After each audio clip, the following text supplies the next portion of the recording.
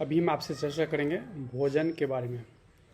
Diet यानी आपका भोजन आपके जीवन को कितना बढ़िया अच्छा बना सकता है और अगर ख़राब करते हैं तो कितना ख़राब भी कर सकता है, इसके बारे में चर्चा करेंगे। तो सबसे पहले चर्चा करेंगे कि हमारे शरीर को क्या करने से कितना शरीर को चाहिए जिससे कि हमारा शरीर हमेशा के लिए अच्छा बना रहे।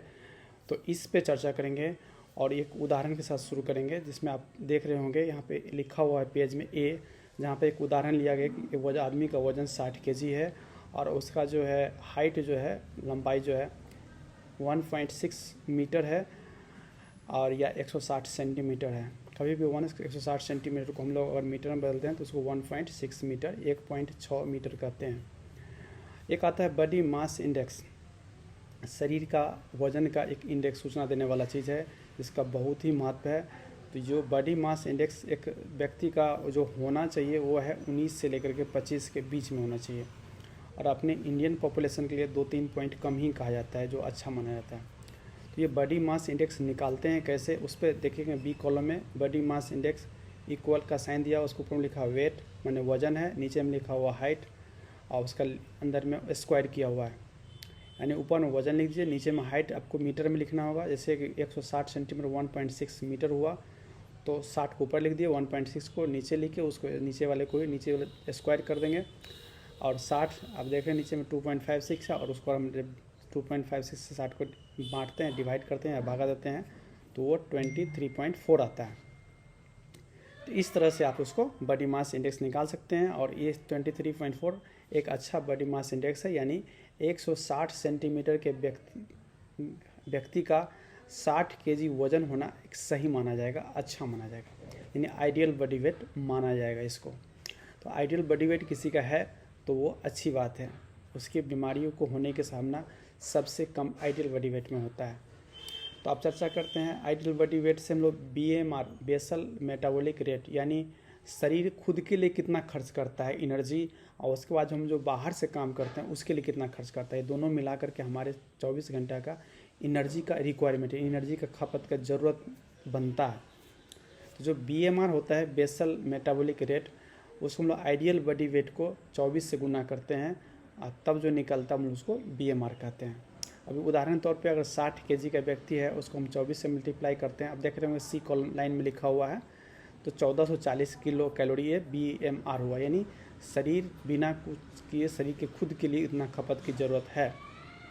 अब होता है अगर कोई पर्सन मॉडरेट एक्टिवली है, यानी मॉडरेट एक होता है सीवियर जो हाई, जैसे उदाहरण के तौर पे जो कुदाल चला रहा है, जो खेती में हल चला रहा है, जो खूब मेहनत कर रहा है, दौड़ रहा है, दौड़ने वाला धावा का, तो वैसे लोग हाई में चला जाता है। एक जो दिन भर बैठे ऑफिस में काम कर रहे हैं वो एकदम लो में आता है।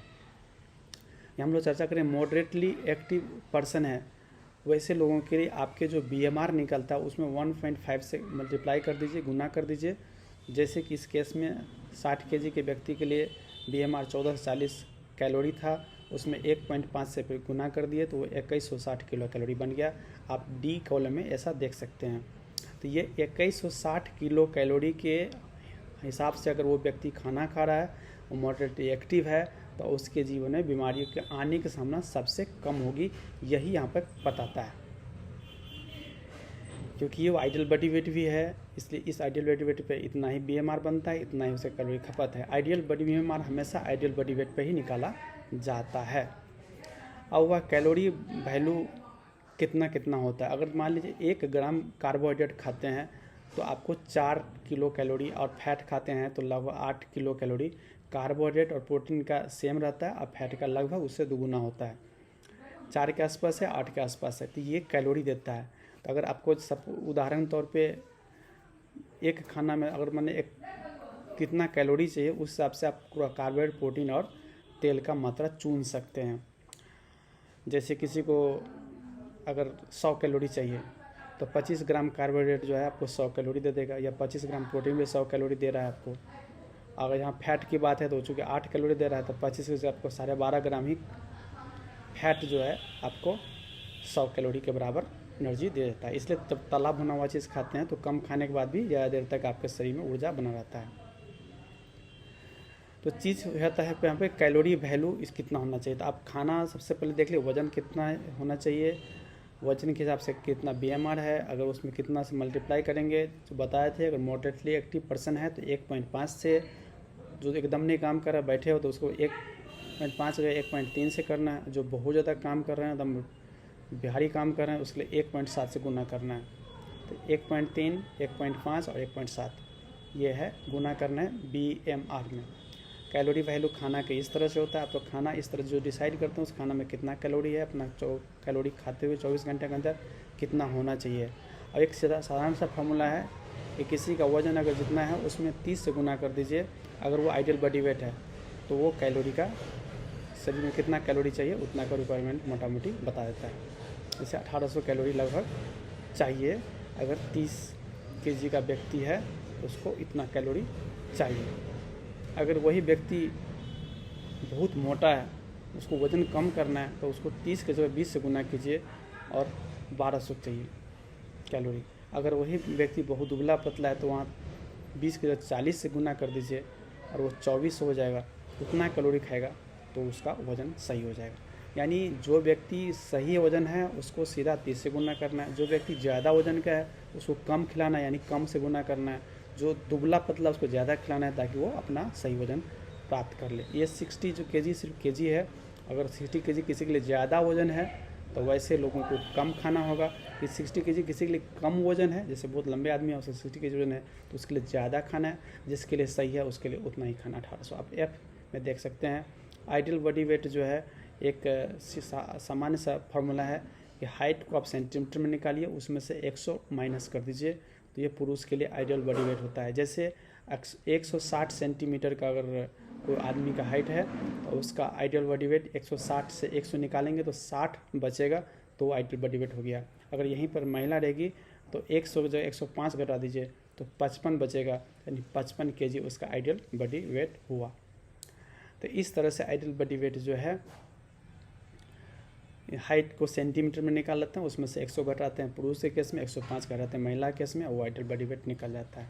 तो इस तरह से आप समझ सकते हैं कि आपका आइडियल बॉडी वेट बनाइए। सबसे पहले आइडियल बॉडी वेट भोजन कैसा होना चाहिए बताया जा रहा है, ताकि अधिकतर लोग जो बीमार पड़ते हैं उसमें खास करके मोटे लोग ज़्यादा होते हैं, जिसका न्यूट्रिशन का कहीं ना कहीं प्रॉब्लम है, ज़्यादा मोटा होना, ज़्यादा चर्बी होना या पेट का निकला होना, तो ये सब बीमारी कारण होता है। इसलिए यहाँ पर इस डाइट के बारे में सही से बताया गया है। अगले कुछ स्लाइड में आपको और भी बात बताई जाएगी, इसको आप ध्यान से सुनिए, समझिए और अपने जीवन में उसको उतारिए। आज का टॉपिक है कि एक आदमी को अपने भोजन में क्या करना चाहिए और कैसे करना चाहिए ताकि उसके जीवन में कष्ट कम आए और जीवन हमेशा अच्छा बना रहे। तो इस पर हम लोग चर्चा करते हैं कि भोजन क्या करना चाहिए। उससे पहले ही जानना ज़रूरी है कि भोजन कैसे करना चाहिए, क्या करना चाहिए, नहीं करना चाहिए। तो उस चीज़ पे निर्भर करता है, वो आपके हाइट पर निर्भर करता है। और आपका हाइट जितना है उसमें से अगर 100 हटा देते हैं तो जो वज़न होता है वो आपका आइडियल वज़न हुआ, आइडियल बॉडी वेट बोलते हैं। आप देख रहे होंगे IBW इन kg लिखा हुआ है, I फॉर आइडियल, B से बॉडी और W से वेट, यानी आपका सही वज़न कितना होना चाहिए किलोग्राम में, वो आपका हाइट जो है सेंटीमीटर में नाप लीजिए, उसमें से 100 हटा दीजिए तो वो हो जाएगा पुरुष के लिए। वहाँ 105 अगर हटा देते हैं तो हो जाता है महिला के लिए। ये ब्रोका का इंडेक्स और बहुत आसान है, आसानी से कोई भी आदमी इस्तेमाल कर सकते हैं।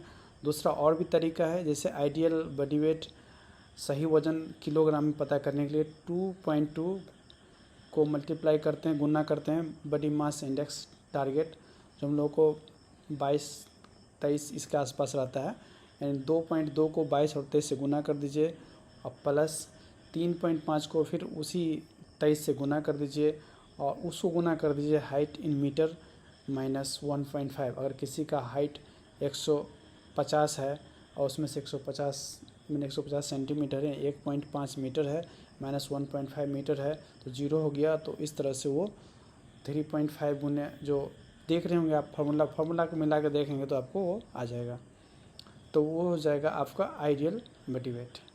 तो इस तरह से अपना आइडियल बॉडी वेट निकालना ज़रूरी है, ताकि आइडियल बॉडी वेट के हिसाब से ही भोजन का निर्धारण होता है। तो इस वीडियो में आपको सिंपल तरीका था, ब्रोका तरीका, जिसमें आप सीधे तौर पे देख रहे होंगे कि आपका जो लंबाई है, हाइट है, उसको सेंटीमीटर में देखिए, उसे 100 घटा दीजिए। जैसे 160 सेंटीमीटर अगर आपकी लंबाई है, हाइट है, तो उसमें से 100 घटाने पर 60 बनता है। 60 किलोग्राम आपका आइडियल बॉडी वेट हुआ। अगर यहाँ पर महिला है तो 60 के जगह पे 55 होगा, क्योंकि आपको 105 घटाना है।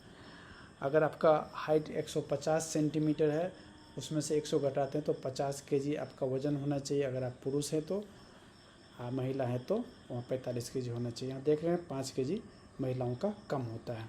आइडियल फॉर्मूला के दूसरा और उससे अच्छा फॉर्मूला आपको नीचे दिया हुआ है, आप उसे देख रहे हैं, उस तरह से आप निकाल सकते हैं। तो ये हुआ आइडियल बॉडी वेट कैसे निकाला जाए।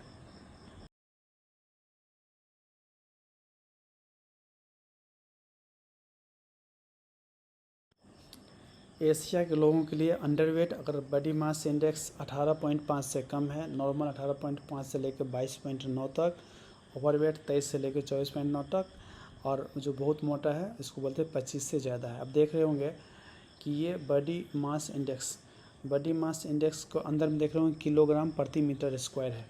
यानी एक आदमी का जो हाइट है उसको स्क्वायर में करके और उसके वज़न से भगा दीजिए, तो जो निकलता है वो बॉडी मास इंडेक्स होता है। जैसे किसी का अगर हाइट है 160 सेंटीमीटर और उसका वज़न है 60 केजी, तो 60 केजी में 1.6, 160 सेंटीमीटर जो है 1.6 मीटर होता है।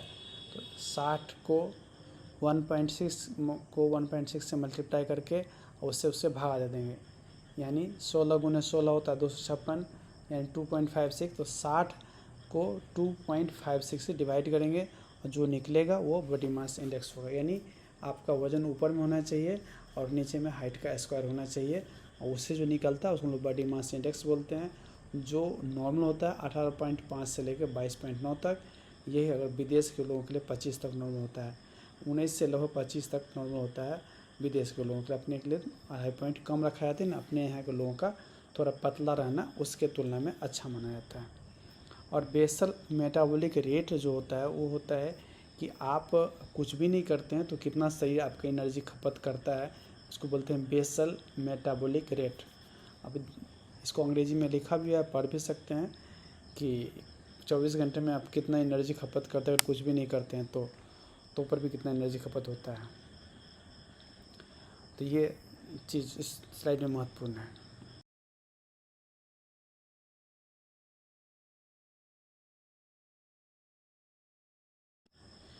फिजिकल एक्टिविटी लेवल PL ये है कि दिन भर में आप किस तरह से काम करते हैं। आप ज़्यादा काम करने वाले हैं या कम काम करने वाले हैं या बीच में करने वाले हैं, इसको देख करके आप डिसाइड करते हैं। जो दिन भर बैठे रहते हैं उसमें हम लोग बेसल मेटाबॉलिक रेट को 1.3 से गुना कर देते हैं। जो मॉडरेटली मैंने बीच वाला काम करता है उसको 1.5 से गुना करते हैं। जो एक्सट्रीमली एक्टिव मैंने बहुत फिजिकली वर्क करता है, खेत में काम करता है, उसको 1.7 से गुना कर सकते हैं। यह कहने का मतलब है कि अगर 100 किसी का एनर्जी खपत है, तो अगर आप खूब काम करते हैं तो उसमें 70 एनर्जी अलग से लगेगा उस काम करने के लिए। अगर आप बिल्कुल बैठे हुए हैं तो उसमें 30 लगेगा, और अगर मॉडरेटली तो 50 लगेगा। तो इस तरह से फिजिकल एक्टिविटी के लेवल के हिसाब से आपके खाना का निर्धारण होता है। अगर आप ज़्यादा काम करते हैं तो आप ज़्यादा खाते हैं, आप जब कम काम करते हैं तो आपको कम खाना चाहिए। कम काम करने में अगर ज़्यादा खा लेते हैं तो बीमारियों का जन्म लेता है यहाँ पे। तो ये फिजिकल एक्टिविटी लेवल के हिसाब से एक फॉर्मूला निकला हुआ है, जिसमें कि 1.3 से गुना करना है जब आप कुछ भी नहीं कर रहे हैं, खासकर बैठे बैठे काम करते हैं। और जिसमें मॉडरेटली एक्टिव लिखा हुआ, जो थोड़ा बहुत काम करते हैं उसके लिए 1.5 से, और जो ज़्यादा तेज़ काम करते हैं, खेत में काम करते हैं, कुदाल चलाते हैं, तो उसके लिए 1.7 से बेसल मेटाबॉलिक रेट में गुना कर देना चाहिए।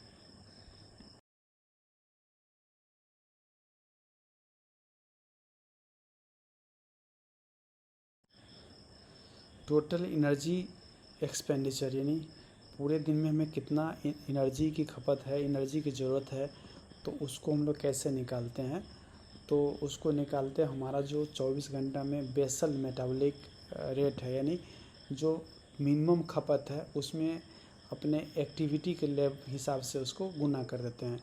अगर मान लीजिए आपका खपत 1000 है, अगर आप खूब तेज़ काम करते हैं तो 1.5 से 1.7 से उसको गुना करना होगा।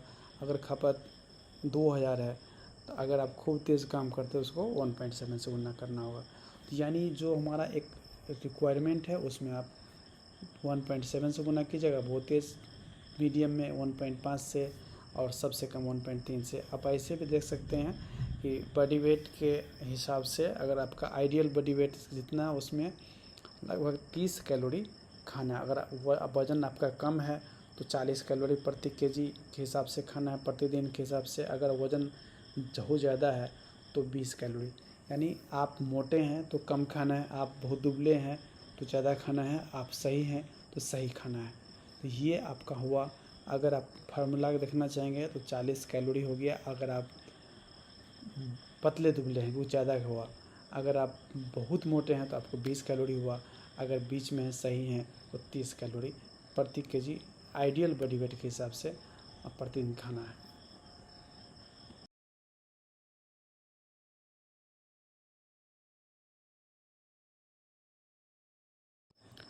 बैलेंस्ड डाइट का मतलब होता है जिसमें सब कुछ हो, खाने के बाद शरीर का बढ़िया से पौष्टिक मिले, शरीर में नुकसान न हो, उसको मतलब बैलेंस्ड डाइट बोलते हैं। तो बैलेंस्ड डाइट में कहा जाता है कि आपका ऊर्जा का जो है 50 से 60% कार्बोहाइड्रेट यानी कॉम्प्लेक्स कार्बोहाइड्रेट से मिलना चाहिए। 20 से 30% जो है तेल से मिलना चाहिए, विजिबल हो जो दिखता है बाहर से, इनविजिबल जो नहीं दिखता है। और 10 से 15% जो ऊर्जा का स्रोत प्रोटीन से होना चाहिए। इसको हम लोग बोलते हैं बैलेंस्ड डाइट यानी संतुलित आहार।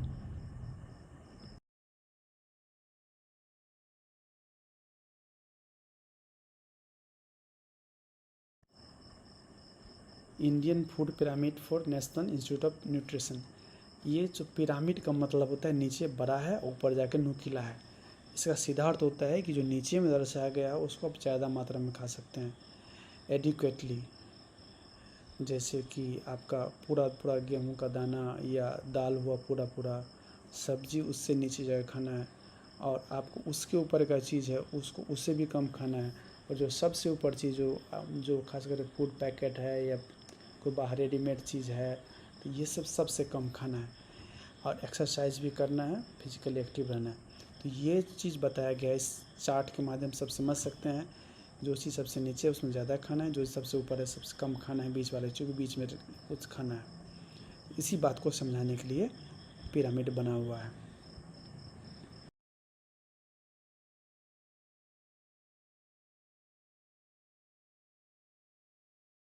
बहुत लोगों का प्रश्न रहता है कि हमें तेल कितना खाना चाहिए।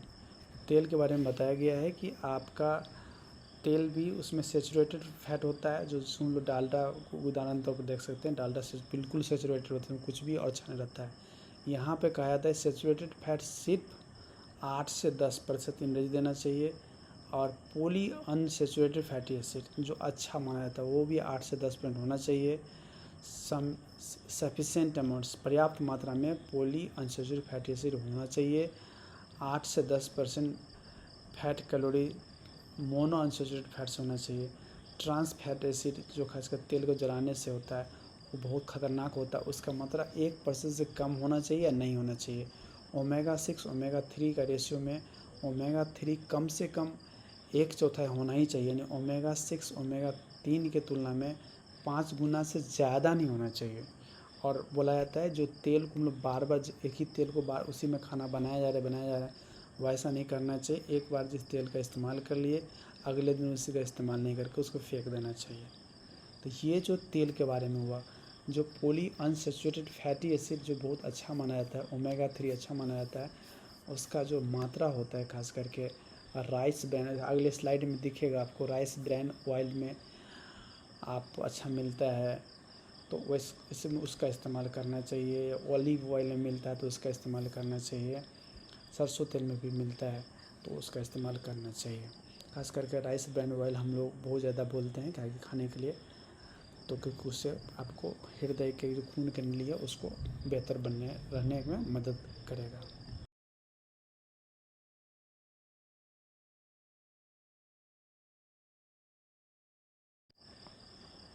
देख रहे होंगे यहाँ पे वेजिटेबल ऑयल का नाम है safflower, sunflower, sesame, rice bran, peanut, olive and coconut. तो ये सैचुरेटेड फैटी एसिड इसका मात्रा कम होना चाहिए। मोनोअनसैचुरेटेड वो थोड़ा उसके तुलना में कम खतरनाक है। अब पॉलीअनसैचुरेटेड N3 जो है सबसे फ़ायदेमंद है, और N6 जो है वो होना चाहिए ज़रूर, लेकिन 5 गुना से ज़्यादा नहीं होना चाहिए। N3 से N6 का जो मात्रा सिर्फ 5 गुना तक ही ज़्यादा अच्छा है। अगर वो 10 गुना ज़्यादा है तो ख़राब है आपके लिए, या 20 गुना ज़्यादा तो ख़राब है। तो इसलिए N3 और N6 का जो रेशियो होता है वो भी इम्पोर्टेंट है।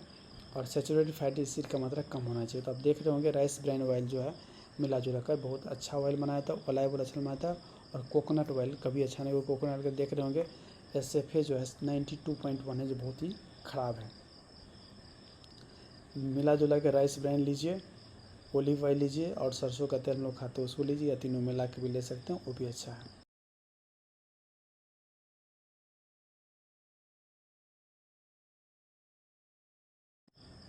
डायबिटीज़ के लोगों के लिए ग्लाइसेमिक इंडेक्स का बहुत महत्व होता है।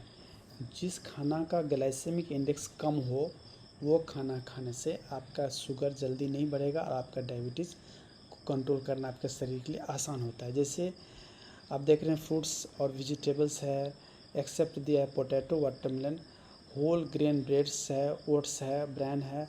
ये होल ग्रेन जो होना चाहिए, तब आपका बासमती राइस हुआ, सुक्रोज हुआ, ब्राउन राइस हुआ, ये सब जो है मीडियम ग्लाइसेमिक इंडेक्स में आता है। ये ग्लूकोज की तुलना में, जो ग्लूकोज को 100 मानता है, और ग्लूकोज की तुलना में जो धीरे धीरे शरीर के अंदर पहुंचता है, अगर कोई चीज़ शरीर के अंदर ग्लूकोज धीरे धीरे बढ़ता है तो हमारा शरीर भी उस चीज़ को इंसुलिन के माध्यम से कंट्रोल करने में सक्षम हो पाता है। वो अगर तेज़ी से बढ़ता है, जैसे आप चीनी खा लेते हैं डायबिटीज़ के मरीज हो, तो आपका शरीर मैनेज नहीं कर पाएगा, वो शुगर आगे बहुत बढ़ जाएगा। तो इसी चीज़ के लिए ग्लाइसेमिक इंडेक्स नाम का चीज़ है। जिस खाना का ग्लाइसेमिक इंडेक्स 55 और उसके नीचे हो, वैसा खाना हेल्थ के लिए बहुत ही अच्छा माना जाएगा, डायबिटीज़ के लिए बहुत अच्छा माना जाएगा। जिसका ज़्यादा हो, बहुत ज़्यादा, वो ख़राब माना जाएगा।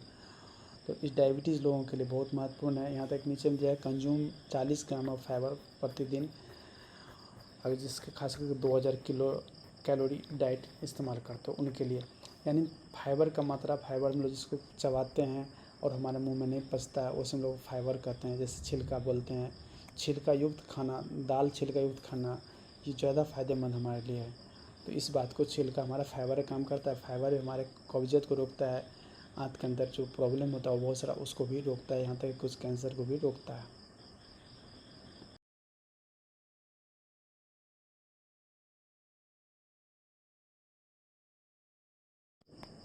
नमक के बारे में प्रश्न उठता है, नमक कितना खाना चाहिए? तो नमक 6 ग्राम तक ही खाया जा सकता है, या थोड़ा कम खाएं तो अच्छा है, 5 तक भी चलेगा। मॉडरेट कहता है नमक खाना नहीं, खाना भी गड़बड़ है, खाना है लेकिन बीच वाला ही खाना है।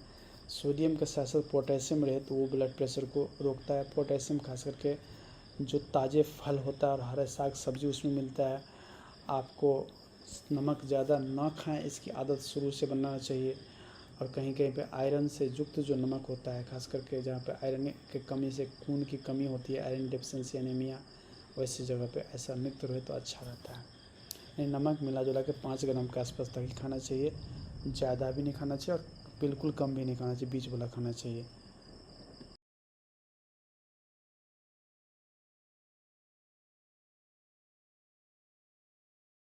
इस स्लाइड में लगभग पूरा समरी है, आपको बता रहे हैं कार्बोहाइड्रेट आपके पूरे ऊर्जा स्रोत का 50 से 60%।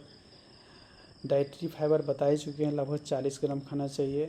प्रोटीन आपको 10 से 15% एनर्जी का मात्रा, जो प्रोटीन खास करके जितना वज़न आपका शरीर का है, जैसे 60 केजी है तो दिन भर में 60 ग्राम प्रोटीन खा सकते हैं। 60 केजी है तो 60 ग्राम प्रोटीन खाना आपके लिए ज़्यादा फायदेमंद। तेल का मात्रा हम बता ही चुके हैं, पूरे ऊर्जा का 20 से 30% कैलोरी जो है तेल से आना चाहिए।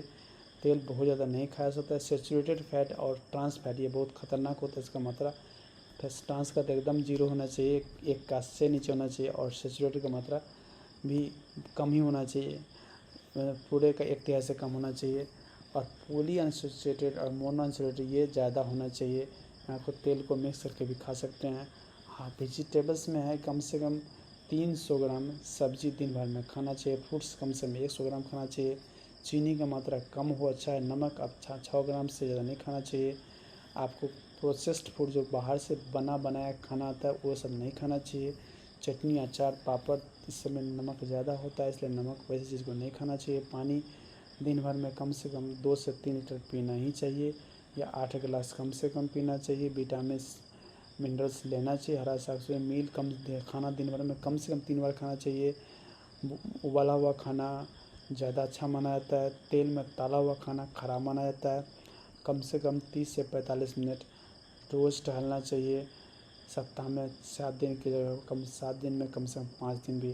तो ये ओवरऑल बात हुआ। अगर आप डायबिटिक हैं तो आपका भोजन को हर रोज़ समय पे खाना है, कम से कम 3 बार खाना है, तीनों बार लगभग बराबर खाना है। कोई भी खाना मिस नहीं करना है, ना भूखे रहना है, ना भोज भी खाना है, ना ज़्यादा खाना है ना कम खाना, नहीं खाना है, रोज़ खाना है। तो ये डायबिटीज़ के लिए स्पेशल ग्लाइसेमिक इंडेक्स के बारे में बात की। इसमें ग्लाइसेमिक इंडेक्स कम हो वैसा खाना खाना चाहिए डायबिटीज़ में। अब खाने आपको टहलना सबके लिए फ़ायदेमंद होता है, टहलना भी चाहिए। फाइबर बता ही दिए हैं कि जो हरी साग सब्जी में फाइबर होता है, उसके साथ साथ आपका दाल जो पूरा छिलका सहित होता है उसमें फाइबर होता है, या फल छिलका सहित खाते हैं उसमें फाइबर ज़्यादा होता है। फाइबर हमारे बहुत काम का चीज़ है, इसलिए फाइबर भी खाना चाहिए।